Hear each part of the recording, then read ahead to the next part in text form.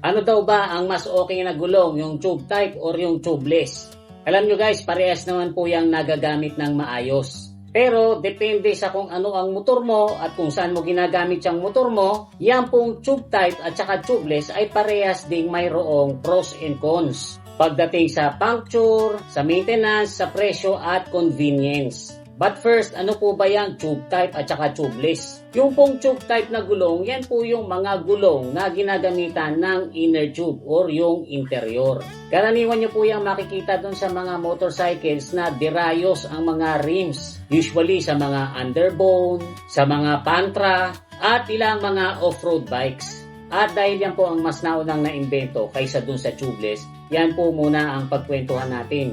Although mas luma na po yung ganyang design ay hindi po natin masasabing outdated na yan. At sa palagay ko po ay hindi rin po yan malalaos. Kasi guys, marami po yung mga advantages. At ang pinakauna na po dyan ay mas mura yung ganitong setup. Kasi guys, hindi mo kailangan dito ng mga mamahaling alloy wheels. Ordinary na steel rim lang ay po pwede na yung ganitong setup. Kung sakali naman na ito ay mabutas, madali naman po itong i-repair. Medyo mas matrabaho lang ng konti. Basta mayroon ka namang pang patch, mayroon kang pang sikwat, at saka mayroon kang pang bomba ng hangin, ay kayang-kaya po yang i-repair. Actually, in emergency cases nga, kahit kapirasong goma lang, tapos dikitan mo ng shoe glue, ay po pwede na pong pang remedyo dyan. Kahit pa nga dun sa may bandang sidewall na butas, ang gulong mo, ay po pwede mo pa rin yang ma-repair. Hindi mo na lang yan ma-repair kung yan ay sumabog na or nawakwak na. Ito pong ganitong mga tube type ay mas prepared din ng maraming riders na nag-o-offroad. Tulad ng mga mahihilig sa enduro. Kasi guys, yung rims na ginagamit dito ay mas flexible at saka mas durable.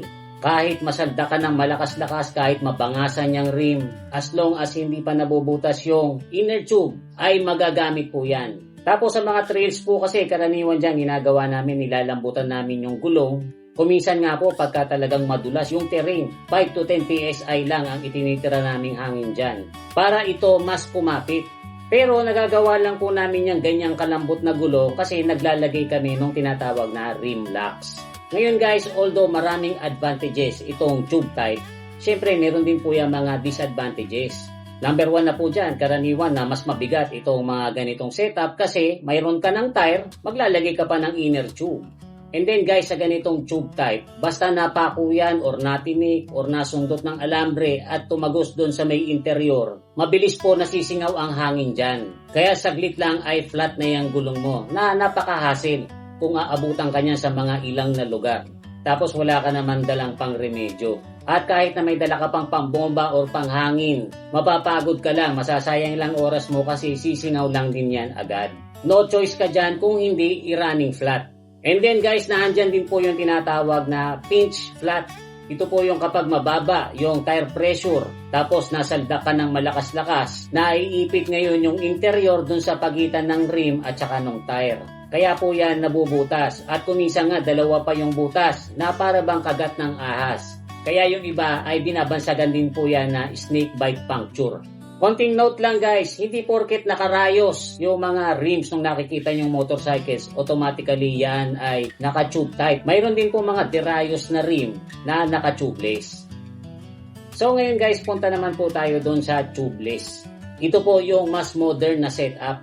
Kasi guys, dito hindi mo na kailangan ng interior. Basta compatible yung rim at saka yung gulong, parehas na pang tubeless, ay kaya nitong maging selyado na sobrang airtight. Karaniwan nyo po itong makikita doon sa mga motor na naka-cast alloy wheels. Tulad ng mga motor na ginagamit sa cities o doon sa mga bumabiyahe sa patag na kalsada. Ang number 1 advantage po nito ay yung convenience. Kasi guys, kung maliit lang ang magiging puncture nito, halimbawa pako lang or tornilyo lang na maliit, hindi po basta-basta sumisingaw yung hangin. Hindi yan kagad dadapa. Minsan nga po, ilang araw nyo nang ginagamit at kung saan-saan na kayo nakarating, hindi nyo alam may butas na pala yan or mayroon na palang pakong nakatusok dyan. Unti-unti lang po yung lalambot hanggang sa mapansin nyo na para bang kulang na ito sa hangin. Yung mga ganyang maliliit na puncture lang ay madali pong remedyohan sa tubeless. Wala ka nang babaklasin basta mayroon ka ng tire plug or yung tubeless tire repair kit. tinutusukan lang po yan nung parang malagkit na goma. Tapos ginugupit yung sobra, ay okay na. Usually 2 to 5 minutes lang yan ginagawa. Kaya ito pong tubeless tire ay very ideal doon sa mga nagmomotor sa cities or doon sa mga bumabiyahe ng malalayo. At mas preferred din ito ng mga nagre-racing na hindi off-road. Kasi guys, yung mga ganitong gulong ay mas magaan. Mas stable din yung temperature nito sa loob na very ideal doon sa mga nag-endurance racing. Tapos, hindi rin po yan basta-basta sumasabog. In case na mabutas tapos umaandar kayo ng high speed. Pero tulad din po ng tube type na gulong, ito pong tubeless ay hindi rin po yan perfect at mayroon din po yung mga disadvantages. Ang number 1 po dyan ay mas mahal yung ganitong setup kasi kakailanganin mo dito nung rim na pwede sa tubeless na gulong na usually ay mga cast alloy wheels. Ang isa pa pong disadvantage nito ay mahirap itong i-repair or kuminsan hindi na nire-repair kapag nabutas ito dun sa may tapat ng sidewall. Kaya kuminsan makakakita kayo niyan sa mga vulcanizing, iniiwan yung gulong doon, makapal pa pero hindi na ginagamit kasi dun po sa sidewall yon nabutas. Hindi rin po ito advisable sa mga hardcore na off-roading tulad sa ginagawa ng mga nag-e-enduro. Kasi guys, yung mga ganyang rim, kapag nasaddak po yan ng malakas-lakas at nabingkong or nawala sa forma yung pinakalabi niyan or kung yan ay nagkaroon ng crack, sisingaw na po agad yung hangin niyan. Tapos guys, hindi rin po ito nakakabitan ng rim lock. Kaya hindi rin po advisable na babaan yung tire pressure nito na katulad ng ginagawa namin dun sa mga tube type na gulong namin kapag malupitan na ang trail. Kasi guys, kapag yan po ay nasobrahan sa lambot, po pwedeng mawala sa pagkakalapat yung mga labi ng gulong, sisingaw po yung hangin dyan. Ngayon guys, kung ang tanong ay alin ba ang mas okay dyan sa tube type or tubeless na gulong, ang sagot po natin dyan ay depende sa kung ano yung motor mo at saka kung saan mo yan gagamitin. Kasi kung hindi ka naman mag-o-offroading at mas madalas ka sa city or bumabiyahe ka ng long ride na hindi ka naman nag-o-offroad, very convenient yung naka-tubeless ka.